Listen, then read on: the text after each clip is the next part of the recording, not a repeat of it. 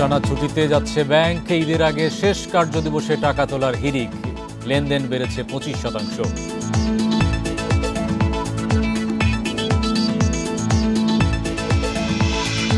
প্রস্তাবিত বাজেট বিনিয়োগ বাড়াতে সহায়ক নয় বলছে ফরেন চেম্বার। কঠিন হবে মূল্যস্ফীতি ও রাজস্ব আয়ের লক্ষ্য পূরণ।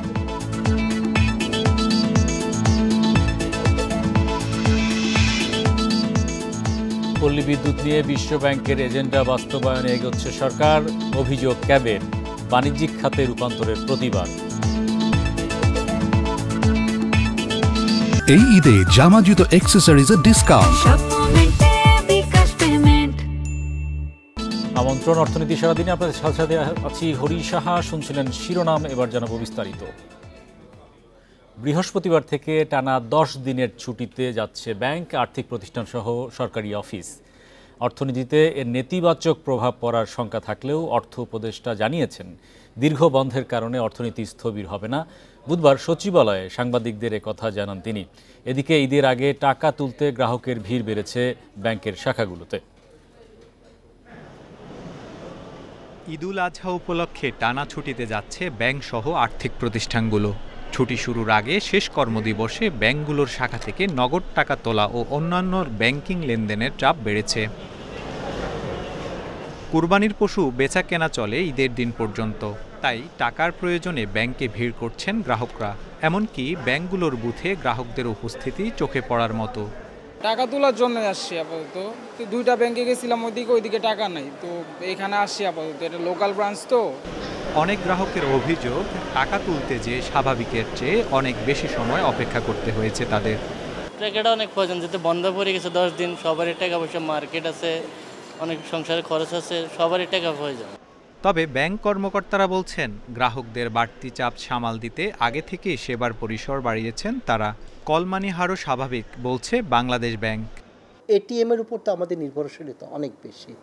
এটিএমের ক্ষেত্রে আমাদের নির্দেশনা আছে যে আমরা যারা গ্রাহকরা যাতে কোনো এটিএম বুথে যেয়ে শাটার নামানো দেখতে চাই না, এবং মেশিনে কাজ করতেছে না মেশিন তাও দেখতে চাই না, এবং মেশিনের পর্যাপ্ত টাকা নেই এটাও দেখতে চাচ্ছি না।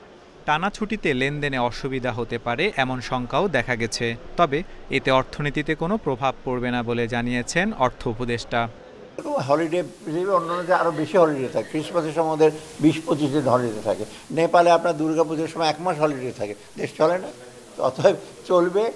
পোশাক কর্মীদের বেতন বোনাস পরিশোধ ও আমদানি রপ্তানি কার্যক্রমের সুবিধায় আগামী 5, 11 ও 12 জুন শিল্প এলাকায় তফসিলি ব্যাংকের শাখা খোলা থাকবে। Tarek Hossain, independent news, Dhaka. প্রস্তাবিত বাজেট দেশে বিনিয়োগ বাড়াতে সহায়ক হবে না বলে মনে করে foreign investors chamber of commerce. সংগঠনটি বলছে সৎ ও নিয়মিত করদাতা প্রতিষ্ঠানের ওপর অতিরিক্ত করের চাপ দেয়া হয়েছে, এতে কর্মসংস্থানের সুযোগ কমতে পারে। বুধবার রাজধানীর গুলশানে বাজেটের প্রতিক্রিয়ায় তারা জানায় মূল্যস্ফীতি ও রাজস্ব আয়ের লক্ষ্য পূরণও কঠিন হবে। চলতি অর্থবছর এনবিআরের সংশোধিত রাজস্ব আদায়ের লক্ষ্যমাত্রা 4,63,000 কোটি টাকা। মে পর্যন্ত 11 মাসে আদায় হয়েছে 3,21,000 কোটি। এমন বাস্তবতায় প্রস্তাবিত বাজেটে এনবিআরকে প্রায় 5 লাখ কোটি টাকার রাজস্ব আয়ের লক্ষ্যমাত্রা দিয়েছে সরকার। বাড়তি রাজস্ব আদায়ে কোম্পানির সর্বনিম্ন টার্নওভার কর হার 0.6 থেকে বাড়িয়ে 1 ভাগ করা হয়েছে। অনলাইন ব্যবসার কমিশনে ভ্যাট 3 গুণ হয়ে 15 ভাগ করা হয়েছে। বেভারেজ ও বিভিন্ন শিল্পের কাঁচামাল আমদানিতে শুল্ক বাড়ানো সহ নানা উদ্যোগ রয়েছে বাজেটে। Why would a new company come in and আপনি বলতেছেন ভাই এই budget I don't want to grow, আমি ফান্ডামেন্টাল স্ট্রাকচার, তো আমি বলবো ঠিক আছে আপনি ঠিক করেন, I will wait. Because an investor যখন ইনভেস্ট করে ও কিন্তু ইনভেস্ট করে ফর নেক্সট 50 ইয়ার্স। ব্যক্তি আয়করের ক্ষেত্রে মাসিক 70,000-এর বেশি বেতনের কর্মীদের ওপর চাপ বেড়েছে বাজেটে। এতে উচ্চ মূল্যস্ফীতির পাশাপাশি নিট আয় কমায় বেসরকারি খাতে বিরূপ প্রভাব পড়বে বলে মত বিশেষজ্ঞদের। উনাকে ইনফ্লেশনও দিতে হবে একটা অ্যাডজাস্টমেন্ট, আবার কি ট্যাক্সের জন্য একটা অ্যাডজাস্টমেন্ট দিতে হবে। উনি বার্ডেনটা কোথায় পুশ করবেন? উনি রঙের দাম বাড়াই দিতে বাধ্য হবেন, কিছু করার থাকবে। আলটিমেটলি কি আর না হলে আনএমপ্লয়মেন্ট ক্রিয়েট হবে, কিছু করার নাই। বহুজাতিক প্রতিষ্ঠানের প্রতিনিধিরা বলেন, সরকার করজাল বাড়াতে গুরুত্ব না দিয়ে নিয়মিত করদাতাদের ওপর চাপ বাড়িয়েছে। কর ফাঁকি রোধে রাজস্ব প্রশাসনে অটোমেশনের তাগিদ তাদের। 45 লাখ রিটার্ন সাবমিশন করা হয়েছে, এর মধ্যে মাত্র 2/3 জিরো ট্যাক্স দিয়েছে। 84% টোটাল ট্যাক্স কালেকশন হয় ঢাকা অ্যান্ড চিটাগং। তার মানে বোঝা যাচ্ছে কি আসলে there is a huge gap. সংবাদ সম্মেলনে বলা হয়, পুঁজিবাজারে তালিকাভুক্ত 10% কম শেয়ার ছাড়া কোম্পানির করহার 27.5 ভাগে নিয়ে যাওয়া বৈষম্যমূলক নীতি। Hari Saha, independent news, Dhaka. এ বিষয়ে আরও বিস্তারিত জানাতে রাজধানীর তেজগাঁও থেকে যুক্ত হচ্ছেন ইন্টারন্যাশনাল বিজনেস ফোরামের সাবেক সভাপতি হুমায়ুন রশিদ। জনাব রশিদ, আপনাকে স্বাগত জানাচ্ছি। ফিকি বলছে যে এই বাজেট ব্যবসা বিনিয়োগ সহায়ক হয়নি। আপনারা আসলে কি মনে করেন, বাজেটে ব্যবসায়ীদের জন্য আসলে কতটা চাপ তৈরি হয়েছে বা কতটা সুযোগ সুবিধা দেওয়া হয়েছে? হরি, আপনাকে ধন্যবাদ আমাকে সংযোগ করার জন্য। আমি যদি অতীত, বর্তমান এবং ভবিষ্যৎ তিনটা নিয়ে পর্যালোচনা করতে চাই ইনভেস্টার্স হিসাবে, কিংবা আমি একটা বিজনেস অ্যাসোসিয়েশনের প্রাক্তন প্রেসিডেন্ট হিসাবে যদি আমি বলি, সেটা হচ্ছে যে আগামীতে আমাদের ইনভেস্টমেন্ট অপরচুনিটি তৈরি করতে হবে। আমাদের আগামীর জন্য তো রেডি হতে হবে, যেই দিক নির্দেশনা এই বাজেট থেকে আসতে হবে। এই বাজেটগুলা যাতে ইনভেস্টমেন্ট ফ্রেন্ডলি হয় সেটা লক্ষ্য রাখতে হবে। এই জিনিসগুলা এই বাজেটে খুব একটা লক্ষ্য রাখা যায় নাই, পরিস্থিতির জন্য রাখা যায় নাই, পরিস্থিতিও এখন অনুকূলে না।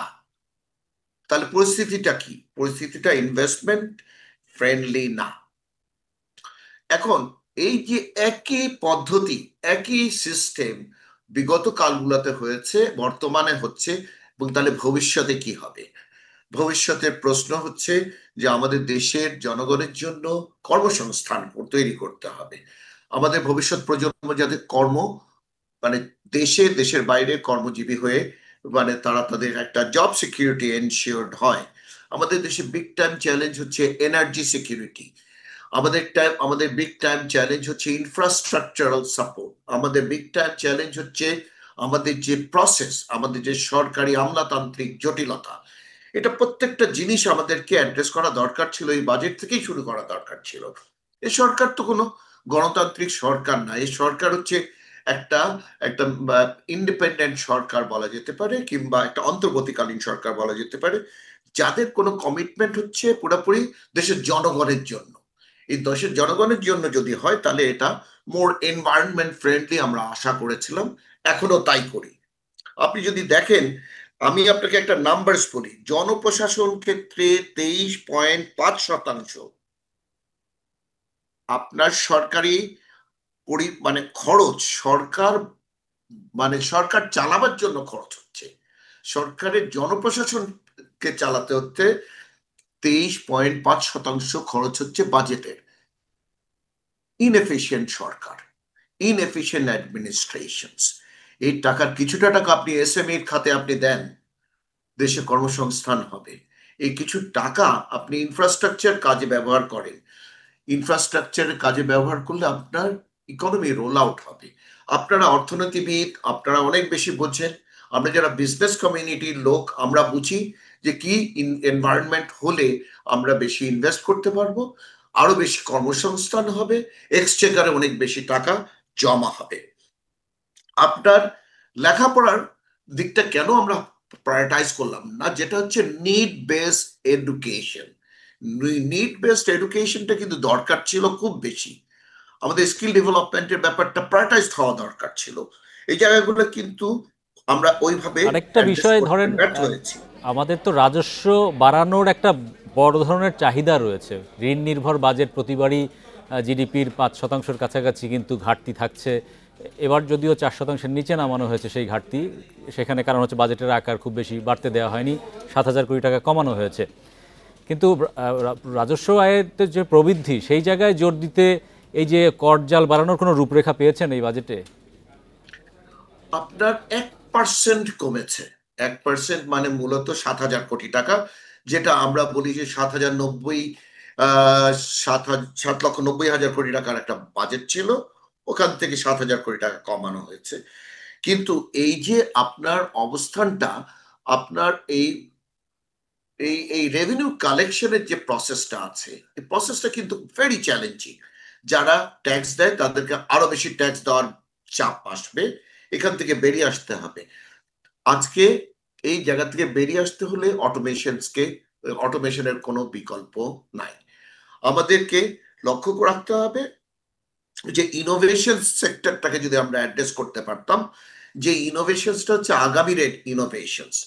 আমি একটু পুরোনো জায়গায় ফিরে যাই, যে আমাদের শিক্ষা হওয়া উচিত যে আগামীর জন্য।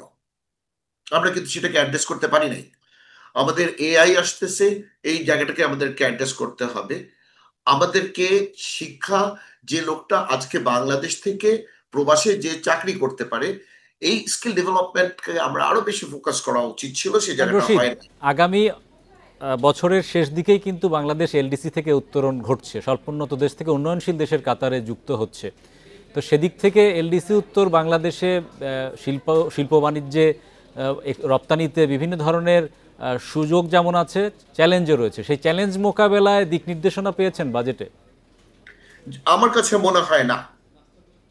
আমরা এলডিসি গ্রাজুয়েট করব, ভালো কথা, আমাদের খুব আর্লি হয়ে যাচ্ছে। এই চ্যালেঞ্জটা আমরা অনেক আর্লি নিচ্ছি, কিন্তু আমাদের এর সাথে access to loan, internationally access to loan, এই জায়গাগুলো আমাদের জন্য বড় চ্যালেঞ্জ এসে দাঁড়াবে। 1, 2 নম্বর হচ্ছে আমাদের মার্কেট অ্যাক্সেসিবিলিটিটা কন্ট্রোল হয়ে যাবে।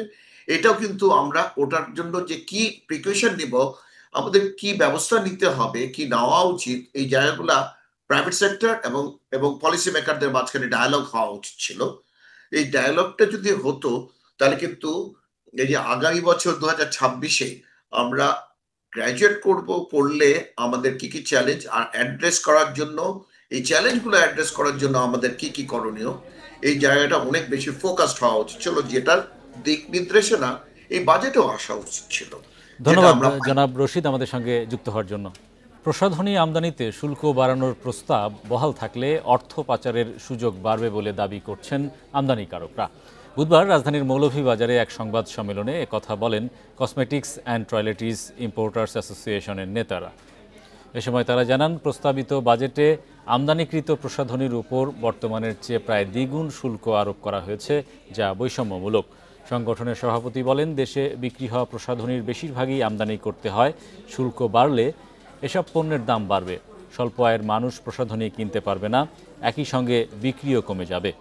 এখাতে শুল্ক কমালে দেশের বাজারে প্রতিযোগিতা বাড়বে, ভোক্তারাও কম দামে পণ্য কিনতে পারবেন। সব মিলিয়ে সরকার আগের চেয়ে বেশি রাজস্ব আদায় করতে পারবে।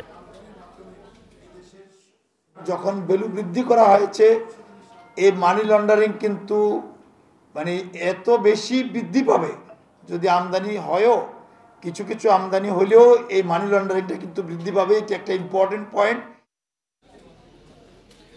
পল্লী বিদ্যুৎ নিয়ে বিশ্বব্যাংকের এজেন্ডা বাস্তবায়নের পথে সরকার, অভিযোগ ভোক্তা অধিকার সংগঠন ক্যাবের। বুধবার ঢাকা রিপোর্টার্স ইউনিটিতে আয়োজিত সংবাদ সম্মেলনে এসব কথা বলেন ক্যাবের জ্বালানি উপদেষ্টা এম শামসুল আলম। এ সময় তিনি আরও বলেন, পল্লী বিদ্যুৎ সমিতিকে কোম্পানি বানিয়ে বিশ্বব্যাংক ও এডিবির পরামর্শ মানায় সরকারের দায় রয়ে গেছে। সংস্কারের নামে কোম্পানি বানানোর যে প্রক্রিয়া আগের সরকার শুরু করছে, এখনও তা রয়ে গেছে। জনগণের স্বার্থে সরকারের কাছে গুরুত্ব পাচ্ছে না বলেও অভিযোগ করেছে ক্যাব। আরইবি ও পিবিএস-এর মধ্যে চলমান বিবাদ নিরসনে ক্যাবের পক্ষ থেকে 5 দফা সুপারিশ দেয়া হলেও তা আমলে নেওয়া হয়নি। বিদ্যুৎ ও জ্বালানি খাতকে বাণিজ্যিক খাতে রূপান্তর করা হচ্ছে বলেও জানায় ক্যাব। সরকারের বোধহয় এই দায় রয়ে গেছে যে এগুলোকে কোম্পানি বানিয়ে ওয়ার্ল্ড ব্যাংক এডিবির যে পরামর্শ, সেটা বা তাদের যে পদক্ষেপ, উদ্যোগ, এদেশের বিদ্যুৎ বাজারকে বাণিজ্যিক বাজারে রূপান্তরিত করে আমদানি বাজারে পরিণত করার যে তাদেরকে উদ্দেশ্য বা লক্ষ্য, সেটা চূড়ান্ত। শর্ত সাপেক্ষে পুঁজিবাজারে অপ্রদর্শিত আয় বিনিয়োগ করার দাবি জানিয়েছে পুঁজিবাজার বিনিয়োগকারী সমিতি।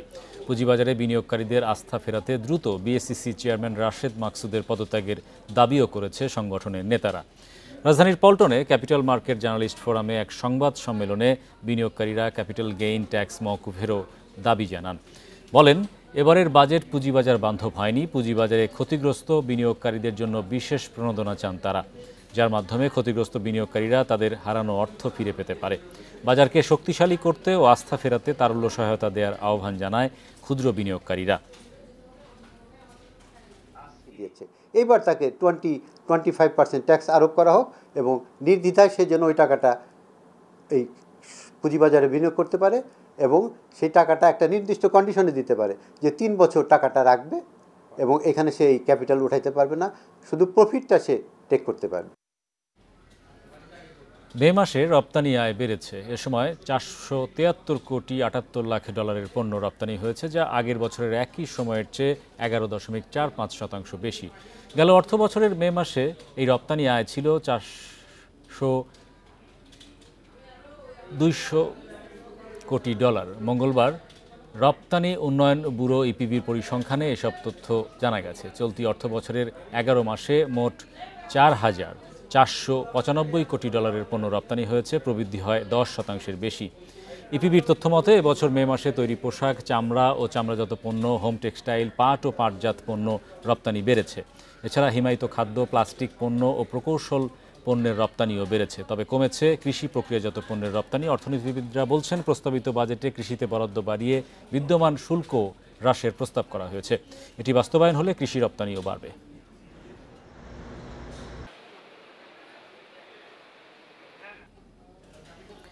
ডিজিটাল ওয়ালেট সেবার লাইসেন্স পেয়েছে গ্রামীণ টেলিকম ট্রাস্টের সমাধান সার্ভিসেস লিমিটেড। সোমবার প্রতিষ্ঠানটির নামে লাইসেন্স ইস্যু করে Bangladesh bank. Payment service provider PSC সাধারণত ই ওয়ালেট বা ডিজিটাল ওয়ালেট সেবা নামে পরিচিত। এখানে হিসাব খোলার মাধ্যমে গ্রাহক নিজের ব্যাংক হিসাব থেকে ওয়ালেটে টাকা নিতে পারেন। এছাড়াও অন্য মাধ্যম থেকে টাকা এনে অনলাইন কেনাকাটা, পরিষেবা বিল, টিউশন ফি পরিশোধ সহ বিভিন্ন ধরনের লেনদেন করতে পারেন। গ্রামীণ টেলিকম ট্রাস্টের প্রতিষ্ঠানটি 2021 সালে লাইসেন্সের আবেদন করলেও সাড়া মেলেনি। পরে গেল বছর সেপ্টেম্বরে সমাধানকে অনাপত্তিপত্র দেয় কেন্দ্রীয় ব্যাংক।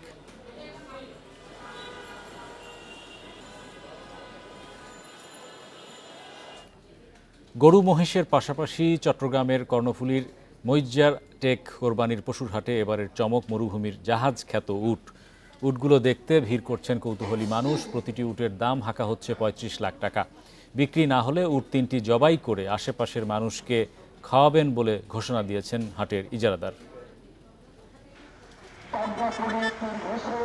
চট্টগ্রামের মইজ্জারটেক কোরবানির হাটে বড় আকারের গরুকে কেন্দ্র করে মানুষের আগ্রহ থাকে বেশি, কিন্তু আবার বড় গরু কিংবা মহিষ নয়, হাটে আসা 3টি উটকে কেন্দ্র করে ভিড় করছেন ক্রেতারা। 5 বছর আগে সৌদি থেকে 60টি উট আনেন বেনাপুলের ফিরোজ মামুন ডেইরি ফার্ম। চট্টগ্রামের এই হাটে আনা 12 থেকে 15 মণ ওজনের প্রতিটি উটের দাম চাওয়া হয়েছে 35 লাখ। শৌখিন ক্রেতাদের জন্য আনা উট বিক্রির কথা প্রায় চূড়ান্ত বলেও জানান ডেইরি ফার্মের প্রতিনিধি। এটা নিয়ে আসা আপনার সৌদি আরব থেকে এনে আমরা ধরেন আমাদের যশোর পুটখালি এখানে 5 বছর ধরে লালন পালন করছি, করে এখন ধরেন এখানে বিক্রয় করার জন্য নিয়ে এসেছি। যদি বিক্রয় করতে পারি তাহলে তো কপাল ভালো আমাদের, আর না হলে ধরেন তো আমাদের ব্যাকে নিয়ে যেতে হবে। শুক্রবার উটগুলো হাটে তোলার পর থেকে দেখতে ভিড় করছেন মানুষ। কিনতে না পারলেও উট দেখেই আনন্দ পাচ্ছেন সবাই। বাজারে বিশাল উট আসছে বলে বলছে, সেই জন্য আমরা দেখার জন্য আসছে, অনেক আগ্রহ করি। আমাদের বাংলাদেশে একটু নতুন না হিসেবে, ওইখানে তো পুরান সবাই দেখতে আসে, সেই জন্য আমি দেখতে এসেছি। আমাদের ইচ্ছা ছিল দুবাই থেকে বিদেশে দেখবো, কিন্তু এখানে তো দেখবো ওগুলো উট, কল্পনার বাইরে এত বড় উট আমরা কখনো দেখি নাই। প্রতি বছর যশোরের ব্যাপারীরা হাটে বড় গরু আনলেও এবার গরুর সাথে এনেছে 3টি উট। উটগুলো বিক্রির আশা হাট ইজারাদারের। কি বলো কবে কিনে এটা কি বলেন, না হলে আকবর মামা জব করে দিব নিয়ে বাংলাদেশের সবাই জানবে আকবর মামা উট জব করছে। এগুলো তো আমাদের চট্টগ্রামের যত শিল্পপতি আছে, তাহলে ওরা যদি না আকবর মামা নিয়ে জব করে খাওয়ালে নাম আমার হবে। এর আগে 2022 সালে মইজ্জারটেক কুরবানির হাটে গোলাপি মহিষ তুলে সারা ফেলেছিলেন এক খামারে। তবে এবার উটের উপস্থিতি সেই চমককে ছাপিয়ে গেছে। আলমগীর সবুজ, ইন্ডিপেন্ডেন্ট নিউজ, চট্টগ্রাম। এবারে জানাবো বিশ্বের প্রধান প্রধান মুদ্রার সাথে টাকার আজকের বিনিময় হার। অপরিবর্তিত যুক্তরাষ্ট্রের ডলারের দর বিনিময় হচ্ছে 122 টাকায়, যুক্তরাজ্যের পাউন্ডের দর বেড়েছে, বিনিময় হচ্ছে 169 টাকা 90 পয়সায়, কমেছে ইউরোর দর, বিনিময় হচ্ছে 142 টাকা 87 পয়সায়, ভারতীয় রুপির দর অপরিবর্তিত, বিনিময় হচ্ছে 1 টাকা 45 পয়সায়। অপরিবর্তিত আছে সৌদি রিয়ালের দর, বিনিময় হয়েছে 32 টাকা 69 পয়সায়, আরব আমিরাতের দিরহামের দর অপরিবর্তিত, বিনিময় হয়েছে 33 টাকা 39 পয়সায়, কুয়েতি দিনারের দর কমেছে, বিনিময় হয়েছে 400 টাকা 3 পয়সায়, অপরিবর্তিত আছে মালয়েশিয়ান রিঙ্গিতের দর, বিনিময় হয়েছে 28 টাকা 86 পয়সায়। এই ছিল আজকের অর্থনীতি সারাদিনে। ইন্ডিপেন্ডেন্ট টেলিভিশনের সব খবর জানতে চোখ রাখুন ফেসবুক, ইউটিউব এবং এক্সে। আমন্ত্রণ আমাদের পরের আয়োজনে।